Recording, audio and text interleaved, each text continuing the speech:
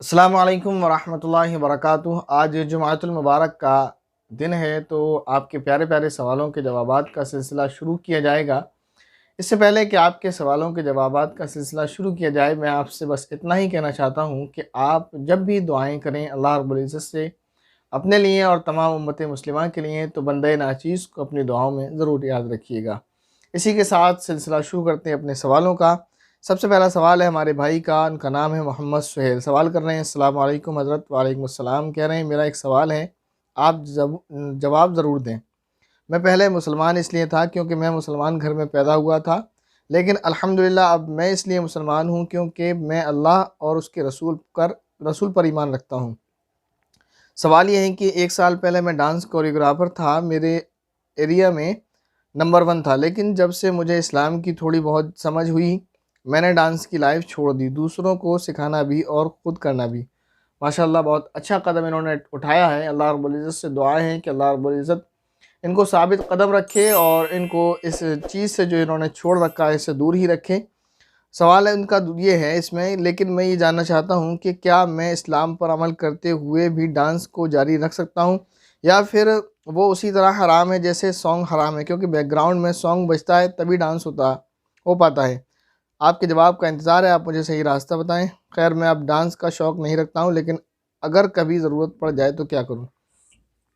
इनका सवाल पढ़ लिया। इनके सवाल से कुछ ऐसा महसूस होता है कि जैसा ये समझ रहे हैं कि सिर्फ म्यूज़िक और सॉन्ग हराम है, डांस हराम नहीं है। क्योंकि उन्होंने सवाल किया है कि जैसे डांस हराम है, म्यूज़िक हराम है क्योंकि अगर हम डांस करेंगे तो म्यूज़िक प्ले करना होगा, तो इस वजह से हम डांस से रुके हुए हैं।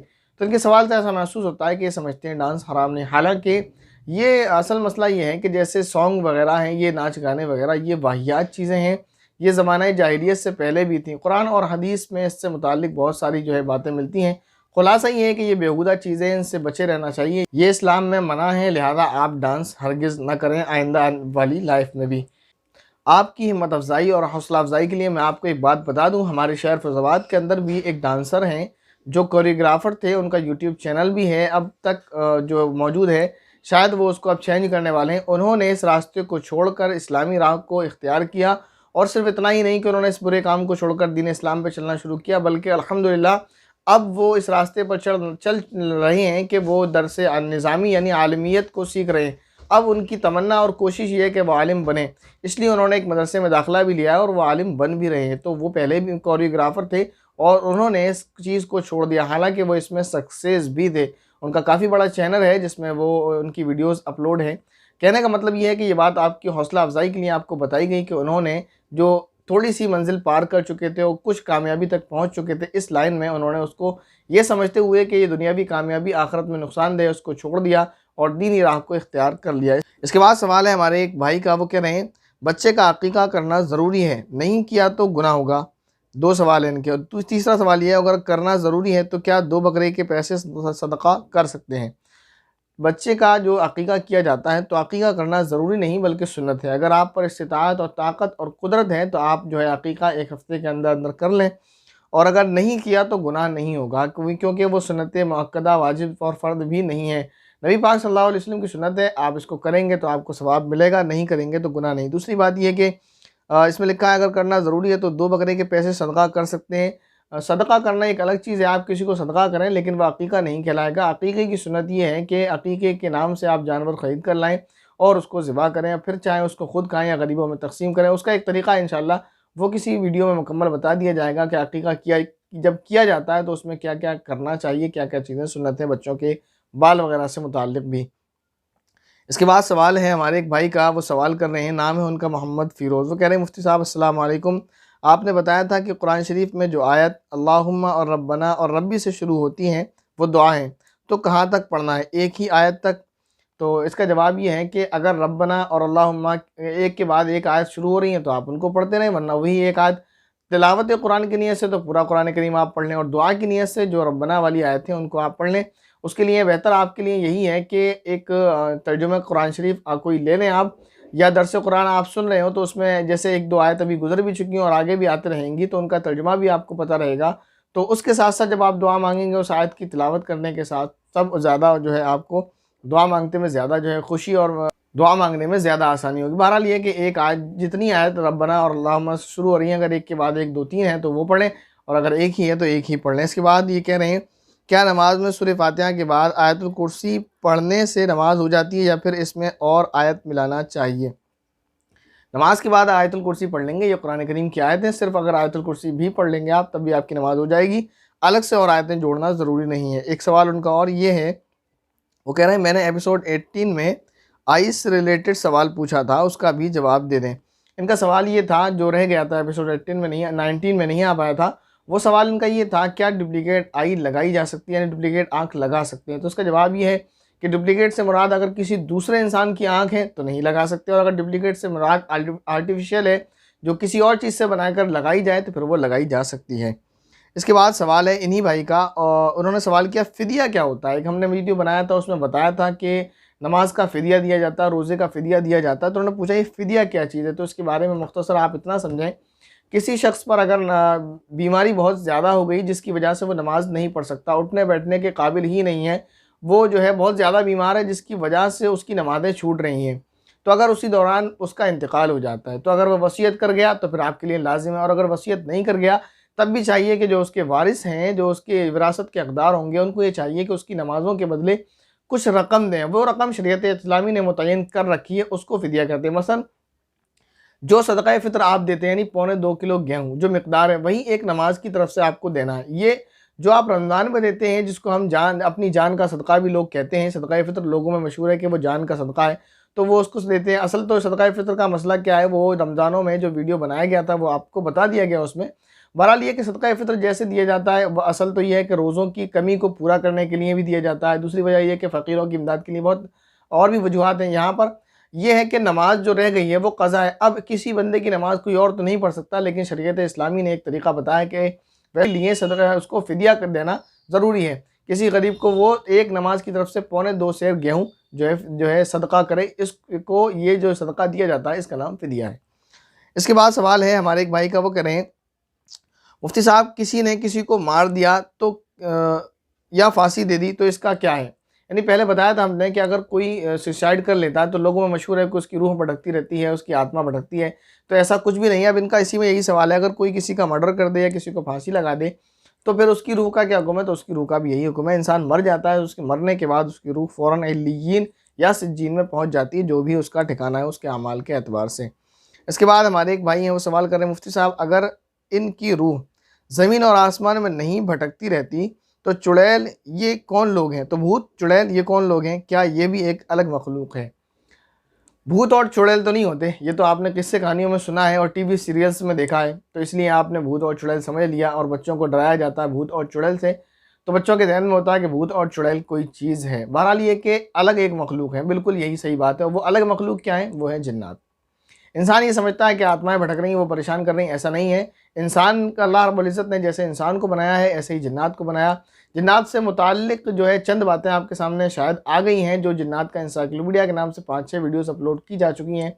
वो इंशाअल्लाह फिर कभी कंप्लीट आगे की जाएंगी। तो वहाँ बताया गया कि वो एक ऐसी मखलूक है जो इंसान की नज़रों से गायब है, इंसान उसे नहीं दे सकता। अल्लाह रब्बुल इज़्ज़त ने उनको आग से बनाया हुआ है। फिर बताया कि उसमें अच्छे भी होते हैं और बुरे भी होते हैं, कि जैसे इंसानों में बहुत बड़े बड़े फ़िरौन गुजरे हैं और हैं भी, ऐसे ही उनमें भी बहुत बहुत शरारती जिन होते हैं। तो वो इस तरह की हरकत करते रहते हैं, लोगों को परेशान करते रहते हैं। उनमें मर्द भी हैं, औरत भी हैं। तो जो मर्द लोगों को परेशान करते फिरते हैं और डरावनी शक्लें लिए फिरते हैं, उनको जो है भूत से जो है ताबीर कर दिया जाता है कि ये भूत है, और जो औरतें उनकी ऐसी हरकतें करती हैं तो उनको चुड़ैल कह देते हैं। तो भूत असल और चुड़ैल असल में कोई एक अलग मखलूक नहीं है, बल्कि ये जिन है जो इस तरह की हरकत करते हैं। जैसे इंसान है, वो कभी कभी मास्क लगाकर या अपने चेहरे पर रंग रोगन कर कर लोगों को डराते हैं, तो उनको भी बच्चों के सामने जो है भूत और चुड़ैल कहकर पेश किया जाता है उसके मेकअप वगैरह की वजह से।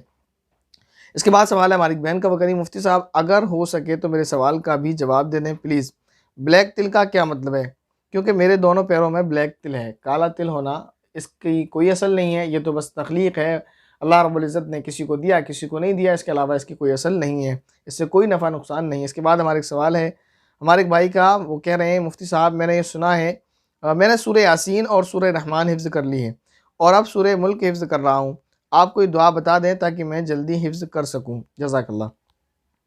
अल्लाह रब्बुल इज़्ज़त से दुआ है कि अल्लाह रब्बुल इज़्ज़त आपको मुकम्मल हाफ़िज़ कुरान बनाकर इस दुनिया से उठाए। बहरहाल ये कि आपने दुआ पूछी है कि ऐसी कोई दुआ बता दें जिससे आप जल्दी हिफ्ज़ कर सकें।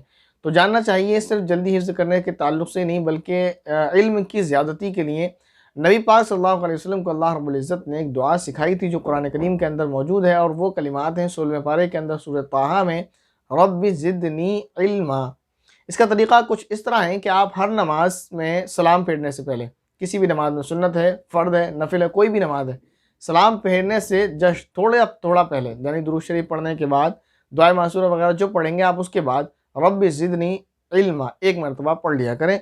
और नमाज के अलावा भी इसको कसरत से दुआओं में और इसी तरह चलते फिरते भी इस आयत का विर्द करेंगे दुआ की नीयत से, तो इंशाअल्लाह अल्लाह रब्बुल इज़्ज़त आपके ज़हन में और इल्म में इजाफ़ा फरमाएंगे। इसके बाद सवाल है हमारे भाई का, मोहम्मद कैफ सवाल कर रहे हैं, मुफ्ती साहब अगर ये ना पता हो कि सामने वाले की कमाई हलाल है या हराम है और वो सूद खाता है कि नहीं, तो क्या करें?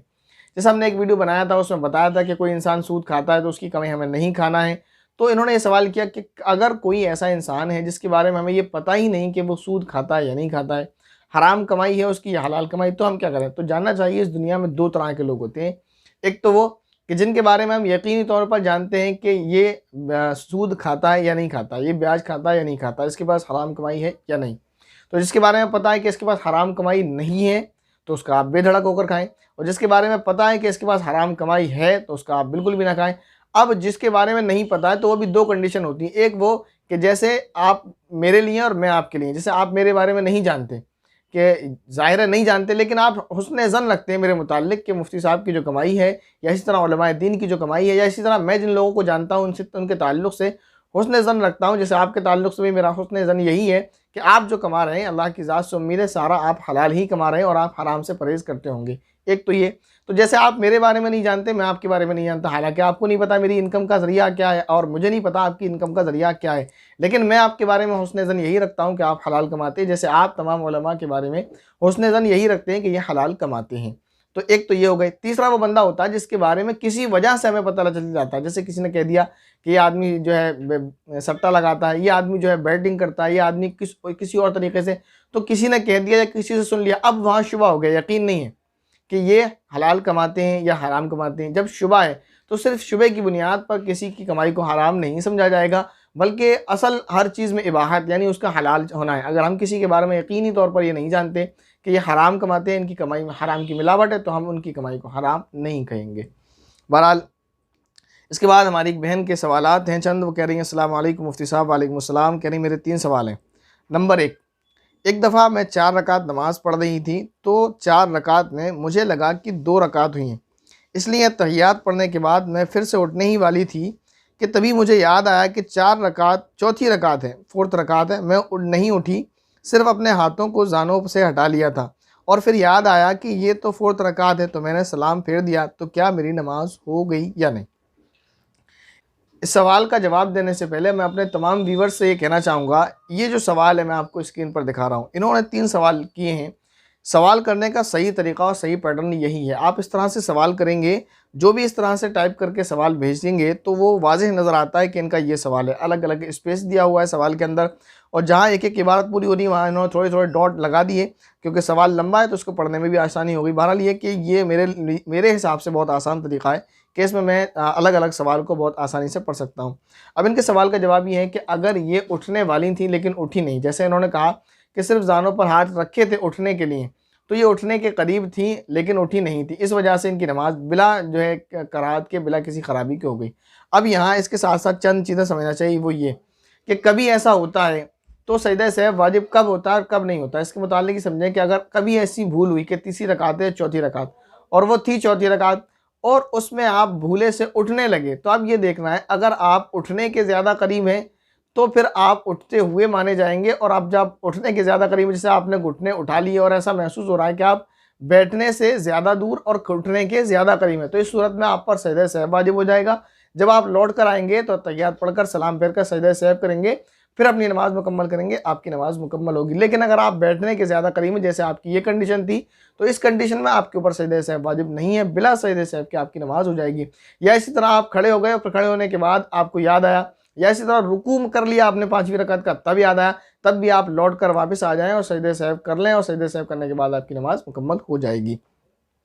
इसके बाद इनका दूसरा सवाल है, वो कह रही हमने कुरान शरीफ को कैलेंडर के पेपर से कवर किया था बहुत साल पहले, अब वो कवर फट गया है तो उसको निकाल लिया है, अब क्या उस कैलेंडर के कवर को फेंक सकते हैं या फिर उसको जलाना या पानी में बहाना पड़ेगा, क्योंकि इतने साल वो कुरान शरीफ पर चढ़ा हुआ था, इसलिए मैंने ये सवाल पूछा है। सवाल इनका बहुत अच्छा है। इसका ताल्लुक़ अदब से है कि जो जुज़दान भी है, यानी इसमें हम कुरान शरीफ रखते हैं, जो बच्चों का बैग वगैरह या इसी तरह कुरान शरीफ के लिए जुज़दान बनाया जाता है, उसमें जो कुरान शरीफ रखा जाता है, तो हमारे उस्ताद ये कहा करते थे कि उसका अदब भी हमें ऐसे ही करना चाहिए, क्योंकि वो कुरान करीम के साथ जुड़ गया, उसका ताल्लुक़ कुरान करीम के साथ हो गया, उसकी निस्बत कुरान करीम के साथ हो गई। तो चाहिए तो यही कि उसको इस तरह कूड़े में वगैरह में न फेंका जाए, उसको जला लें आप, जलाने के बाद उसकी राख को आप दफन कर दें, या दूसरा तरीका यही है कि उसमें किसी भारी चीज़ को लपेट कर उसको जो है पानी के अंदर छोड़ दिया जाए कि उसके पैरों में न लगे। लेकिन अगर कोई उसको फेंक देगा तो वो गुनाहगार नहीं होगा। एक है कुरान करीम का पेपर जिसमें कुरान करीम की आयत लिखी हुई है, या कोई और पेपर जिसमें कुरान करीम की आयत लिखी हुई है, इसके बारे में तो वाज़ेह मसला यही है कि इसको फेंकने वाला गुनाहगार होगा। लेकिन वो पेपर, वो कागज़, वो कवर, वो जुज़दान जो कुरान करीम से जुड़ चुका, जो कुरान करीम से मस हो गया, अगर कोई उसको फेंक भी देगा तो गुनाहगार बिल्कुल भी नहीं होगा। लेकिन ये कि उसकी निस्बत कुरान करीम के साथ हुई है तो उसका कुछ ना कुछ अदब करना ये हमें ज़रूर चाहिए। इसके बाद सवाल है तीसरा इनका, वो कहनी हुरूफ मुक़त्ताआत को किसी बोर्ड पर लिख कर घर में लगा सकते हैं क्या? प्लीज़ मेरे सवाल का जवाब ज़रूर दीजिए, जज़ाकल्लाह।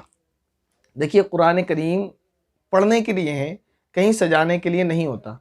इसी तरह हुरूफ मुक़त्ताआत कुरान करीम के ही अल्फाज, कुरान करीम के ही हर्फ हैं, तो इनको पढ़ा जाए, इनका विर्द किया जाए, इनको जो पढ़ने का तरीका है, या इसके जो तावीज़ बनाने के तरीक़े उलमा ने बताए वो तरीक़ा तो समझ में आता है। लेकिन लोगों ने सिर्फ डिज़ाइनिंग के लिए, या इसी तरह ये समझते हैं कि हम इसको बनाकर दीवार पर टांग दें तो घर में और मकान में खैर व बरकत आएगी, तो इस तरह इसको टांगना मैं मुनासिब नहीं समझता। बतौर तावीज़ के अगर कोई तावीज़ बनाकर उसको इस्तेमाल करे तो उसकी इजाज़त है और उसको पढ़ा जाए, इसको तो बहुत बेहतर है कि पढ़ा जाए। लेकिन इस तरह सिर्फ डिज़ाइनिंग के लिए, जैसे आजकल देख रहे हैं कि टाइल्स भी इस तरह के चल गए हैं कि जिस पर हुरूफ मुक़त्ताआत, आयतुल कुर्सी, यासीन शरीफ वगैरह लिखी हुई हैं, और बेचारे नादान मुसलमान इनको घरों पर लाकर, दरवाज़ों पर लाकर लगाया करते हैं। ये इंतहाई बेअदबी है कुरान करीम की, ऐसा नहीं करना चाहिए, ऐसा करना गुनाह है। हमारे एक भाइयों सवाल कर रहे हैं, क्या लव मैरिज करना जायज़ है या नहीं? तो अगर लव मैरिज से मुराद यह है कि किसी लड़की या किसी लड़के ने किसी लड़के या किसी लड़के को कभी कहीं देखा, या किसी तरह मुलाकात हुई, या उनके रिलेटिव्स में है वो और वो उनको पसंद करते हैं, तो अपनी पसंद अगर घर वालों को बताई जाए, घर वालों को राज़ी करें, घर वाले अपना पैगाम उन तक पहुंचा दें, यानी लड़के के घर वाले लड़की के घर वालों को, या लड़की के घर वाले लड़के के घर वालों को, आपस में इस रिश्ते को पसंद कर लें और शादी कर लें, बेहतर समझें तो बच्चों की शादी कर दें, तो इस तरह इस्लाम इसकी बिल्कुल इजाज़त देता है। और अगर लव मैरिज का मतलब यही है कि आप किसी को पकड़ें और उसके साथ उसको फंसाएं, उसकी सेटिंग करें, उसको लेकर भाग जाएं कि लड़का बाप को धोखा दे, माँ बाप को अपने, और लड़की अपने माँ बाप को धोखा दे, तो इस तरह इस्लाम बिल्कुल इजाज़त नहीं देता है। इसके बाद सवाल है हमारी बहन का, वो कह रही हैं छोटे बच्चों के कपड़े पर बेजान चीज़ का पिक हो तो पहनना चाहिए नहीं? शायद इन्होंने बे गलत लिख दिया है, जानदार शायद इनको लिखना था। तो बच्चे बड़े होते हैं, उनके कपड़े तो आसानी से मिल जाते हैं बिना पिक वाले, लेकिन जो बच्चे बिल्कुल छोटे होते हैं उसका कपड़ा बिना पिक वाला बहुत मुश्किल से मिलता है, तो क्या करना चाहिए, पहनना चाहिए या नहीं?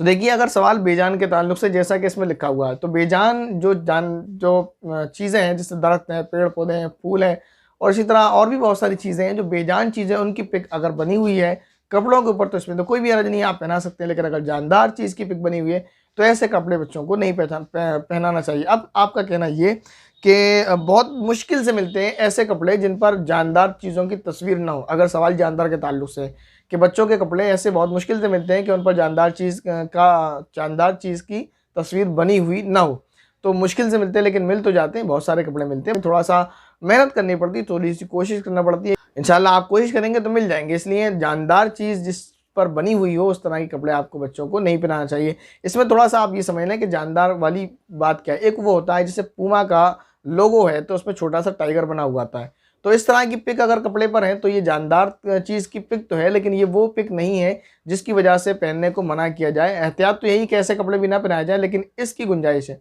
क्योंकि इसमें आँख, नाक, मुंह वगैरह नज़र नहीं आते। ये सिर्फ जो है एक परछाई और एक अक्स की तरह है। लेकिन अगर कोई ऐसी तस्वीर है जिसमें बाकायदा पिक बनी हुई है कि उसमें आँख, नाक, मुंह सारी चीज़ें नज़र आती हैं, तो इस तरह के कपड़े नहीं पहनाना चाहिए। इसके बाद सवाल है हमारे भाई का, वो कह रहे हैं मुफ्ती साहब दिवाली में पटाखे बेचना कैसा है, ज़रूर बताएं, पटाखे हमने ले लिए हैं। दिवाली के अलावा भी पूरे साल कभी इस चीज़ का कारोबार करना बिल्कुल नाजायज़ और हराम है। इसलिए कि इससे दीन और दुनिया, जान और माल दोनों ही का नुकसान है। तो ये कारोबार तो वैसे ही नाजायज़ है और दिवाली के मौके पर इसकी कराहियत, इसका गुनाह और ज़्यादा बढ़ जाता है, इसलिए कि आप किसी तरह और एक गुनाह में तावन कर रहे हैं। और कुरान करीम के अंदर अल्लाह रब्बुल इज़्ज़त ने मना फरमाया, इरशाद फरमाया, व तावनु अलल बिर्रि वत्तक़वा, कि दीन और नेकी के कामों पर, नेकी और तकवे के कामों पर तो मदद करना चाहिए, वला तावनु अलल इस्मी वल उद्वान, कि गुनाह के कामों पर इंसान को किसी की मदद नहीं करना चाहिए। तो ये बुरे काम पर मदद करना हुआ कि आप उनके जो है मौके पर उनको ख़रीद कर दे रहे हैं, कि एक तो यही बुरा काम है कि इससे इंसान के जान और माल का नुकसान होता है। फिर लोग एक तो सिर्फ ये है कि दुनियावी मकसद से इंसान इसको सेलिब्रेट करे, यहाँ तो उनका अकीदा भी जुड़ा हुआ है, तो उनके अकीदे के सेलिब्रेटिंग में आप उनकी मदद कर रहे हैं, तो इसका गुनाह और ज़्यादा बढ़ जाता है दिवाली के मौके पर। इसके बाद हमारी एक बहन का सवाल है, वो करेंगे, अस्सलाम वालेकुम भाईजान, बहुत बड़ा मसला हल कर दिया। यानी वो हराम वाला जो वीडियो बनाया था उसमें बताया था कि अगर कोई शख्स हराम कमाता हो तो उसकी औलाद और बीवी के लिए क्या हुक्म है। तो आगे कह रही है, लेकिन अपने में भी ऐसे लोग हैं, यानी अपने रिश्तेदारों में जिनका हलाल कमाई नहीं है, उनके यहाँ का नहीं खाना चाहिए। नहीं खाने से जो अपने होते हैं वो गुस्सा हो जाते हैं या नाराज़ हो जाते हैं, तो क्या करना चाहिए? सीधे सीधे कह देने से आपके यहाँ का हराम खाना है तो बहुत बड़ा मसला हो जाएगा। अपनों से नाराज़ नहीं होने की वजह से खुदा को नाराज़ नहीं कर सकते, ऐसा कुछ बताइए जिससे अपने भी नाराज़ ना हो। तो वाकई बहुत बड़ा मसला हो जाएगा। अगर कोई रिश्तेदार है और वो हराम कमाई करता है और उससे कह दिया कि आप हराम कमाते हैं तो हम नहीं खाएंगे, तो ये तो बहुत बड़ा मसला हो जाएगा। और ऐसा कहना भी नहीं चाहिए, इसलिए कि अगर आप उसको इस तरह कर देंगे तो एक तरह का बाइकाट है कि आप हराम कमाते हैं, हम आपके यहाँ नहीं खाएंगे, तो वो आपसे नाराज़ होगा और आपसे रिश्तेदारी ख़त्म कर देगा। फिर आप उसको इस तो हराम खाना तो नहीं छोड़ेगा वो आपके कहने की वजह से, लेकिन आप उसको कोई और दीन की बात भी बताएंगे तो वो फिर सुनना गवारा नहीं करेगा। इसलिए डायरेक्ट तो किसी को नहीं कह सकते, आप उनको समझाएं कि भाई या बहन जो भी हैं या आपके जो भी रिश्तेदार हैं कि आप ये जो काम कर रहे हैं इसकी इनकम हराम है, आपको ऐसा नहीं करना चाहिए वगैरह वगैरह, उनको समझाते रहें। तो हो सकता है उनके दिल में ये बात उतर आए, और अगर वो इससे न रुकें तो आप जो उनको दीन की दूसरी बातें बताएंगे तो उससे तो रुक ही जाएंगे। बहरहाल ये अब मसला ये है कि उनकी कमाई खानी चाहिए या नहीं। तो इसमें फिर एक चीज़ ये देखनी है कि वो जो कमाते हैं अगर उसमें हराम की मिलावट है और हलाल बहुत सारा है, यानी जैसे उनका हलाल जो है 75% और हराम 25%, या हलाल 80% या हलाल 90%, यानी हराम थोड़ा सा और हलाल ज़्यादा है, तो आप उनके यहाँ खा सकते हैं, एक कंडीशन, ठीक है, क्योंकि उनकी हलाल कमाई ज़्यादा है। दूसरी बात ये कि अगर उनकी हराम कमाई ज़्यादा है, इसके बरक्स है, तो आप उनके यहाँ बिल्कुल नहीं खा सकते। लेकिन अब सवाल ये होता है कि ऐसी कंडीशन के अगर हम नहीं खाते हैं तो झगड़ा, और अगर खाते हैं तो फिर गुनाह, तो फिर क्या करना चाहिए? तो ऐसी कंडीशन में मसला ये है कि 75 जो हलाल कमाई है और 25% हराम कमाई है। एक इस वाले मसले में भी आपको ऐसा ही करना चाहिए। पहले तो मैंने बताया कि खा सकते हैं, गुनाह नहीं होगा, लेकिन एहतियात यही है कि इसमें भी वही तरीका अपनाया जाए जो मैं आपको इस वाले उसमें बता रहा हूँ, कंडीशन में जिसमें इंसान की टोटल कमाई हराम हो। अगर किसी की टोटल कमाई हराम है तो आप उसके साथ ये करें कि आप उसके यहाँ खाने के लिए जाएँ, तो आपको मालूम है कि इसका कितना पैसा हमारे ऊपर खर्च हो सकता है। अगर पहले से आपको पता है कि इसके हम दावत में जा रहे हैं, हम इसका कितना खा लेंगे, या उसने अपने घर बुलाया तो वो हमारे ऊपर कितना खर्च कर सकता है, हम उसकी हराम कमाई में से कितना खा सकते हैं। तो एक अंदाज़ हो जाए, 100, 200, 500, 1000 जितना हम उसका खा सकते हैं, तो उसी कीमत का कोई गिफ्ट लेकर उसको दे दें, पहले से ही उसके लिए ले जाएँ और उसको वो गिफ्ट ले जाकर दे दें। तो गोया कि जो आप खाने वाले हैं उसका पैसा आप अदा कर रहे हैं इस नीयत से कि हम जो उसके यहाँ खाएंगे, ये गिफ्ट जो हम उसको दे रहे हैं बज़ाहिर गिफ्ट है, लेकिन हमारी तरफ से ये उसकी कीमत है जो उसको हम दे रहे हैं। ये एक तरीका है उस गुनाह से बचने का। दूसरा तरीका ये है कि अगर आपको मालूम नहीं कि हम इसका कितना खा लेंगे, या आपको पहली बार उसके यहाँ जाना हुआ तो नहीं पता, तो आप एक काम करें, गिफ्ट आप ले जाएं या न ले जाएं, या गिफ्ट किसी कीमत पर ले जाएं, या आप जैसे गिफ्ट ले गए 200-500 का और आपके ऊपर आपको महसूस हुआ कि इसने हमें जो खिला दिया वो हमने खा लिया 1000 रुपये का, तो फिर क्या करना चाहिए? तो इस कंडीशन में उसके घर में जो छोटे छोटे बच्चे हैं, आप उनको, वैसे ही आमतौर पर रिश्तेदार पैसे देकर बच्चों को जाया करते हैं, वहाँ आपको पैसे इस नीयत से देना है कि हमने जो ये हराम माल खाया है इसकी हम जो है अदायगी कर रहे हैं, तो वो उसने हराम कमाया था, हराम कमाई से आया था, तो इस वजह से आपके लिए उसको खाना नाजायज़ था, लेकिन आपने इसको ख़रीद लिया, आपने इसको हलाल कमाई से लिया है, तो ये आपका ख़रीदा हुआ हलाल कमाई का आपके लिए हलाल हो जाएगा और आप इसको खा सकते हैं, कोई गुनाह आपके ऊपर नहीं होगा। इसके बाद सवाल है हमारे एक भाई का, वो करें, अस्सलाम वालेकुम वरहमतुल्लाहि वबरकातुहू। भाईजान मेरा सवाल ये है कि अल्लाह से प्रॉमिस करना और उस बात को मानना कैसा है, प्लीज़ रिप्लाई दें ज़रूर। प्रॉमिस अगर ये है कि अल्लाह ताला से आपने ये प्रॉमिस कर रखा है कि मैं पाबंदी के साथ नमाज़ पढ़ूँगा, तो आपका प्रॉमिस बहुत अच्छा है, आपको करना चाहिए और मानना भी चाहिए। या इसी तरह आपने अल्लाह से प्रॉमिस किया हुआ है कि मैं रात को रोज़ाना तहज्जुद पढ़ूँगा, तो ये प्रॉमिस आपको अल्लाह से करना भी चाहिए और इस प्रॉमिस को मानना भी चाहिए। लेकिन आपने अगर ये प्रॉमिस कर रखा है कि मेरा अल्लाह से प्रॉमिस ये है कि मैं शहद नहीं खाऊँगा, या मेरा अल्लाह से प्रॉमिस ये है कि मैं इससे बात नहीं करूँगा, या मेरा अल्लाह से प्रॉमिस ये है कि कोई किसी बुरे काम के लिए अगर आप कर रहे हैं तो इस तरह का प्रॉमिस आप नहीं करेंगे और ना ही इस तरह की बात पर अमल किया जाएगा। इतना मैंने आपके सवाल को समझा है तो मैंने जवाब दे दिया। लेकिन इसके अलावा ये प्रॉमिस से आपका मतलब कुछ और हो तो आप सवाल करें, इंशाल्लाह आपके सवाल का जवाब आपको दिया जाएगा। इसके बाद सवाल है हमारी एक बहन का, वो कह रही हैं, अब से पहले नमस्ते के बारे में भी पूछा था तो बता दिया कि नहीं करना चाहिए, लेकिन कितने गैर मुस्लिम मुसलमान समझकर सलाम ही करते हैं हम लोगों को, तो जवाब दें इस सूरत में हमें क्या करना चाहिए। जैसे हमारे खुलिये से पता चलता है कि हम मुसलमान हैं, तो बहुत सारे नॉन मुस्लिम हमें देख कर के ये मुसलमान है उसको सलाम कर देते हैं, तो हमें जवाब में क्या कहना चाहिए। तो इसके दो तरीके हैं, एक तो ये कह दें आप अस्सलामु अला मन इत्तबाअल हुदा, यानी सलामती हो उस पर जो हिदायत की इत्तिबा करे। अस्सलामु अलैकुम जब वो आपसे कहें तो जवाब में आप इतना उनसे कह सकते हैं। लेकिन अगर आपको ऐसा लगे कि हम इससे कहेंगे तो ये समझ जाएगा कि इस्लाम का जवाब नहीं है कुछ और, या इस तरह का आपको सवाल कर ले कि जिससे परेशानी खड़ी हो जाए। अगर वो पूछे कि आपने ये क्या कहा था, जो नहीं आमतौर पे वैसे तो पूछते नहीं है, लेकिन अगर वो पूछने लगे कि आपने ये जो सलाम आप एक दूसरे को करते हैं वो जवाब तो नहीं था, तो आप कह सकते हैं कि ये सलाम का एक दूसरा जवाब है, और इस तरह का जवाब मुसलमान को देने में भी कोई हर्ज नहीं है। अगर कोई सलाम करे अस्सलाम वालेकुम तो हम उसको भी इस तरह का जवाब दे सकते हैं, अस्सलाम अला मन इत्तबाअल हुदा। तो अगर वो समझ जाए इस बात को कि सलाम में कोई बुरी बात नहीं है, ये जवाब इसी तरह का है कि सलामती हो उस पर जो हिदायत की इत्तिबा करे, तो कोई बुरी बात तो कही नहीं, सही बात आपको कही गई है। इस तरह से आप उसको जवाब दे सकते हैं। दूसरी बात यह कि अगर वो इस पर आपको झगड़े का अंदेशा हो तो फिर आप उसको सिर्फ वालेकुम कह सकते हैं। इसके बाद सवाल है एक हमारे भाई का, वो कह रहे हैं अस्सलाम वालेकुम वरहमतुल्लाहि वबरकातुहू। वालेकुम सलाम हज़रत, आपसे एक सवाल है, क्या ज़ेरे नाफ के बाल एक ही रेज़र इस्तेमाल करके कर सकते हैं? बार बार प्लीज़ जवाब ज़रूर दें, वीडियो बना के हज़रत, ताकि लोगों को सही दीन की समझ हो। तो इसका ताल्लुक़ शरीयत से नहीं है कि ऐसा करना हराम हो या नाजायज़ हो या गुनाह, इसका ताल्लुक़ आपकी तबीयत से है। आपकी तबीयत अगर इस बात को गवारा करती है तो आप ऐसा कर सकते हैं, और अगर आपको नापसंदीदा लगता है तो आप ना करें। बहरहाल एक ही रेज़र को बार बार इस्तेमाल करना गुनाह नहीं है। इसके बाद हमारे एक भाई हैं मोहम्मद शहजाद अंसारी, वो कह रहे हैं मुफ्ती साहब हमने जो व्हाट्सएप पर सवाल किए थे प्लीज़ वो मसला क्लियर कर दीजिए। इंशाल्लाह वो उस पर एक अलग से वीडियो कंप्लीट आपके सामने अपलोड किया जाएगा, क्योंकि उसमें टाइम ज़्यादा लग जाएगा। जैसे आप देख ही रहे हैं ये वीडियो अब तक जो है काफ़ी लंबा, तकरीबन आधे घंटे का हो चुका है, लेकिन बहुत सारे सवाल हर वीडियो में रह जाते हैं। तो इंशाल्लाह इस वक्त इरादा ये है कि जितने भी सवाल हमने जो है पिकअप किए हैं उन सारे सवालों का जवाब दिया जाए।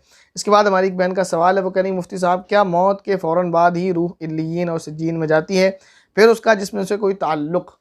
बिल्कुल, इंसान जब मर जाता है तो फ़ौरन उसकी रूह इल्लियीन या सिज्जीन में पहुंच जाती है। अब उनका सवाल क्या ये है, क्या वो तो घर पे रखा हुआ है, तो उसका अगर रूह इल्लियीन में पहुंच गई तो फिर उसका जिस्म का उसका ताल्लुक़ कट गया क्या, या इस तरह वो सिज्जीन में पहुंच गई तो उसकी बॉडी और रूह का ताल्लुक़ कट गया? तो उसका जवाब इस तरह है। ये अक़ीदे की बहस अगर आपको समझाया जाए तो बहुत लंबा हो जाएगा। आप मुख्तसर इतना समझ लें कि जैसे सोने वाला सो जाता है और आप उसके बगल में बैठे हुए हैं, या जग रहे हैं या सो रहे हैं, एक बंदा आपके बगल में सो रहा है, वो ख्वाब देखता है डरावना, तो उस ख्वाब में अगर उसको तकलीफ़ ज़्यादा होती है तो ख्वाब में भी फ़ील करता है, और अगर आप देखेंगे तो उसकी फ़ील करने का असर उसकी बॉडी पर होता है। बाज़ मरतबा ऐसा होता है कि इंसान चीख कर उठ जाता है, बाज़ मरतबा ऐसा होता है कि रोता रहता है और उठाने से उठता है, झंझोड़ने से कि क्या हुआ, तो वो कहता है मैंने इतना ख़तरनाक ख्वाब देखा। बाज़ मरतबा ऐसा होता है कि हम ऐसे ख्वाब देखते हैं कि 2-2, 3-3 घंटे तक, बल्कि बाज़ मरतबा दिन भर तक उसका असर हमारे ऊपर रहता है, हालाँकि हमें मालूम है कि ये ख्वाब है। तो यही मैं आपको थोड़ा सा मिसाल देकर समझा सकता हूँ कहने को, वो दुनिया अलग है, आलम अरवाह जिसमें रूहें चली जाती हैं, और ये दुनिया अलग है।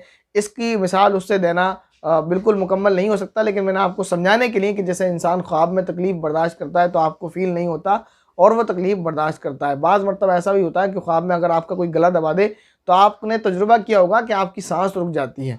तो ये चीज़ें अल्लाह रब्बुल इज़्ज़त ने ख्वाब में थोड़ा सा आपको फ़ील करा दिया, बल्कि आखिरत में इसी तरह कब्र में क्या होता है, बंदा वो फ़ील नहीं कर सकता। ये तो मिसाल मशहूर है कि कब्र का हाल मुर्दा जाने, और अगर आपको जो है कुरान और हदीस की रोशनी में बताया जाए तो फिर इसमें वक्त लंबा हो जाएगा, इसलिए आपको इतनी ज़्यादा तफसील नहीं बताई जा सकती। इसके बाद सवाल इनका ये है कि रोने वालों की आह बका क्या मुर्दा कुछ नहीं सुनता? बाज़ रिवायत से पता चलता है कि सुनता है। जैसे मैंने बुखारी शरीफ की एक रिवायत बताई कि मुर्दा जो है वापस लौट कर आने वालों के कदमों की आवाज़ सुनता है। इसी तरह एक रिवायत से ही पता चलता है कि जब उसके घर वाले उसके ऊपर आह बका करते हैं, बिला वजह रोते हैं, एक तो रोना वो होता है जो दर्द और तकलीफ की वजह से आता है, गम की वजह से आता है, उस रोने की तो इजाज़त है। बिला वजह रोने से मुराद मेरी ये है कि आपने देखा होगा कि किसी घर में कहीं किसी का इंतकाल हो जाता है तो बहुत सारी ख़वातीन ऐसी आती हैं कि जो रास्ते में अच्छी खासी खाती पीती बिंदास आ रही हैं, लेकिन जैसे ही घर में घुसेंगी तो वह ऐसे रोना शुरू करती हैं जैसे उनका कोई सगा मर गया, उनसे ज़्यादा उससे ज़्यादा मोहब्बत नहीं करती। हाय मेरी बहन, और हाय मर गया, और ये मर गया, और थोड़ी बहुत देर चीखा पुकारी करी, रोई, और उसके बाद फिर बैठ गई कि लाओ बिरयानी। मतलब उनके दिल पर कुछ नहीं होता, वो एक फॉर्मेलिटी उनको पूरी करनी होती है, बस एक जी समझ लीजिए एक ड्रामा होता है उनका जो वो करती हैं। तो इस तरह रोने से हदीस शरीफ के अंदर आता है, जो इस तरह रोती हैं मैयत के ऊपर जाकर, तो ज़िंदगी में इंसान को मना करना चाहिए। भाई ऐसे लोगों से मना करें कि मेरे ऊपर आकर न रोएं, जो इस तरह से रोते हैं, आव बका करते हैं, ऐसे नहीं करना चाहिए। क्योंकि रिवायत जो है वो इस तरह के ताल्लुक से, पहले लोग ऐसे रोने वालियों को बुलाया करते थे ज़माना जहालत में, कि उनको पैसे देकर बुलाया करते। जैसे कोई मर गया तो ज़माना जहालत का, ज़माना जाहिलियत का तरीका ये था कि पैसे दिया करते थे और रोने वालियाँ आया करती थी। उनको पैसे मिलते थे कि आपको 1 घंटे रोना है, उनको पैसे मिलते थे कि 2 घंटे रोना है, तो वो रोया करती थी। तो हदीस शरीफ के अंदर आता है कि ऐसे रोने वालों की वजह से बंदे के अदाब में शिद्दत हो जाती है, क्योंकि ये अमल बंदे की तरफ से ही होता है। कि ज़माना जाहिलियत का ये तरीका था कि जब कोई मर जाता था तो उस बंदे वाले को, मरने वाले को पहले से ही मालूम होता था मैं मरूंगा तो मेरे मरने में इतनी ज़्यादा रोने वालियाँ आएंगी, बल्कि हर इंसान की तमन्ना ये होती थी कि मेरे मरने में और ज़्यादा रोने वालियाँ आएँ, यानी दिखावा। और आज ये तो बिना पैसे में हो रहा है, तो उनको मना करना चाहिए इस तरह से। तो एक है गम और की जो है तकलीफ़ की वजह से रोना, तो उससे तो कोई गुनाह नहीं होता, लेकिन अगर इस तरह से रोती हैं तो उनको मना करना चाहिए। इसके बाद सवाल है हमारी एक बहन का, और वो इस क्लिप का आखिरी सवाल है। जितने सवालात हमने पिक किए हैं, बाकी जिनके सवाल रह गए हैं वो फिर इंशाल्लाह कमेंट कर देंगे तो उनको जवाब दे दिया जाएगा। सवाल उनका ये कह रही, मुफ्ती साहब सूरह मुल्क सोने से जस्ट पहले नहीं पढ़ते, इशा के बाद पढ़ते हैं और काफ़ी देर बाद सोते हैं, तो क्या फ़जीलत हासिल हो जाएगी? तो इसका जवाब तो ये हदीस शरीफ के अंदर इशा की नमाज के बाद दीनी काम के अलावा दुनियावी बिला ज़रूरत के काम, इशा की नमाज के बाद दीनी काम के अलावा दुनियावी बिला ज़रूरत कामों से जगने की ममानात आई है। यानी दीनी काम से आप जग रहे हैं तो इजाज़त है, दुनियावी ज़रूरत के काम है उससे आप जग रहे हैं, जैसे आपके कोई भी घर का काम हो सकता है, जैसे आपके रोज़ का मामूल है कि आप जो है शाम के खाने के बर्तन इशा के बाद धोती हैं, तो आप ये कर सकती हैं। इसी तरह आपका मामूल है आप किचन का रोज़ सफाई करती हैं, इशा के बाद करती हैं, तो आप ये कर सकती हैं। इसी तरह किसी की इनकम कम है तो वो पार्ट टाइम नाइट करता है तो वो कर सकता है। यानी दीन का कोई काम करना है, दीन के काम और दुनियावी ज़रूरतों के काम आप कर सकते हैं।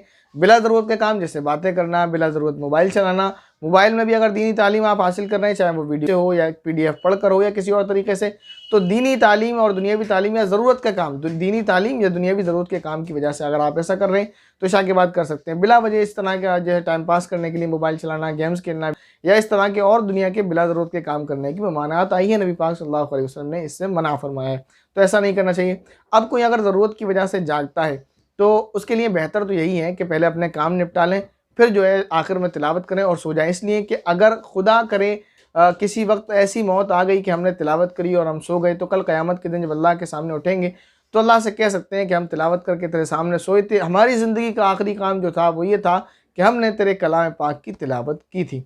वैसे तो वो भी है कि इंसान पहले तिलावत कर ले और बाद में कोई काम कर ले तो फजीलत उसको भी सूरह मुल्क की बिल्कुल हासिल होगी, इसमें कोई दो राय नहीं है। लेकिन बेहतर यही है कि हमारी ज़िंदगी का आखिरी काम अगर वो होगा तो वही होगा, जैसे अगर हमने तिलावत की और फिर हम दुनिया के कामों में मशगूल हो गए, फिर अगर सो गए और सुबह आँख ना खुली तो आखिरी काम दुनिया का काम होगा। और अगर हमने पहले दुनिया का काम कर लिया फिर तिलावत की फिर सो गए तो हमारा आखिरी काम दिन का काम होगा।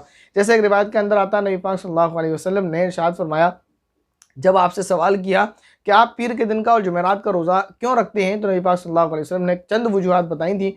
उनमें से एक वजह यह भी बताई थी कि जुमेरात और पीर के दिन बंदों के अमाल अल्लाह के सामने पेश की जाते हैं, तो मैं ये चाहता हूँ कि मैं उस वक्त जब मेरे अमाल की पेशी हो तो रोज़े की हालत में हूँ। उम्मीद है जो मसाइल आपको अब तक बताए गए हैं वो आपको समझ आ गए होंगे, और जो बाकी मसाइल रह गए इंशाल्लाह नेक्स्ट वीडियो में उनको कंप्लीट किया जाएगा। अस्सलाम वालेकुम वरहमतुल्लाहि वबरकातुहू।